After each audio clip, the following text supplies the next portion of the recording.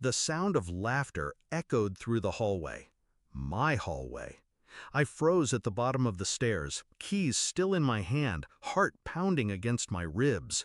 Voices carried from the living room, my mother's voice, warm and theatrical. "And here's the master bedroom! Isn't it gorgeous?" I stepped quietly, careful not to be seen. And there they were, my mom, my brother's wife, and one of her friends, walking through my house like it was theirs, admiring, pointing, claiming. My jaw tightened. I smiled, waited for them to leave, and then changed every lock. I never told anyone when I bought the house, not my mother, not my brother, not a soul. Because in my family, ownership meant intrusion. Privacy was treated like property to be divided. My mother always believed she had a right to whatever I had. My brother, spoiled by her hand, thought the same. So I kept my purchase silent. Cash saved from years of grinding, sacrifices no one noticed, dreams no one cared about. This house wasn't just brick and wood. It was freedom, mine. But secrets leak. I should have known. The day the papers were signed, I saw her eyes linger too long on the envelope I carried. My mother had a way of sniffing out what didn't belong to her. I underestimated her. I thought silence would shield me. I thought she wouldn't cross the line.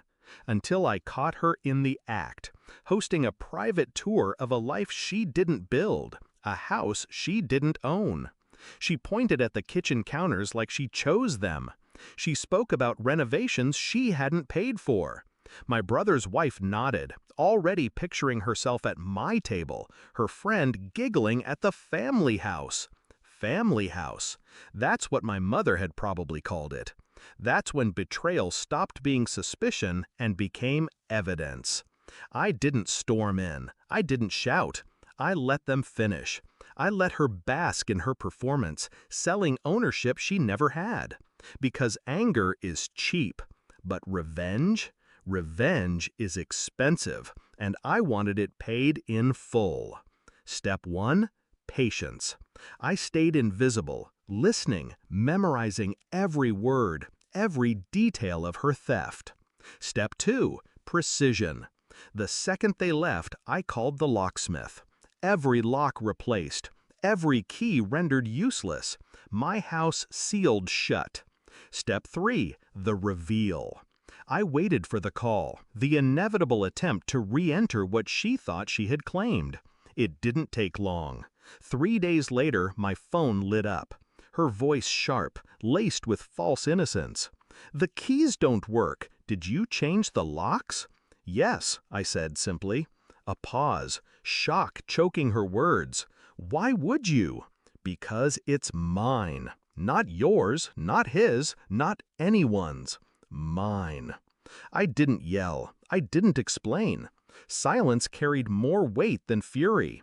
She sputtered excuses, how it was meant to be shared, how family had a right to family property. But I cut her off with one sentence. "You gave them a tour. Next time you step inside without me, it won't be a locksmith you deal with." Word spread faster than fire. My brother's wife sulked, embarrassed that her little fantasy crumbled. Her friend whispered the story until it became family gossip. And my mother? She tried to spin it, tried to paint me ungrateful, cold, selfish. But the photo I posted ended her performance. Me, standing on the porch, new keys in hand, captioned with 3 words, "My house, alone." Every relative saw it. Every friend understood. There was no family claim, no shared inheritance. It was mine. Her silence afterward was louder than any apology. The next time she visited, she knocked. For the first time in my life, my mother knocked before stepping into something of mine. And when I opened the door, I didn't invite her in. I let her stand there, small, fragile, realizing she no longer held the strings. She looked past me, trying to see inside, but I blocked her view. Her eyes flickered with the weight of defeat. People think revenge is fire. that it's shouting, slamming doors, breaking ties with blood. But real revenge is colder. It's patience. It's watching someone walk into a door they thought they owned and finding it locked. This house is more than walls and windows. It's proof. Proof that I can build, protect, and keep what's mine. And when I turn the key at night, silence greeting me instead of intrusion, I know one thing with certainty.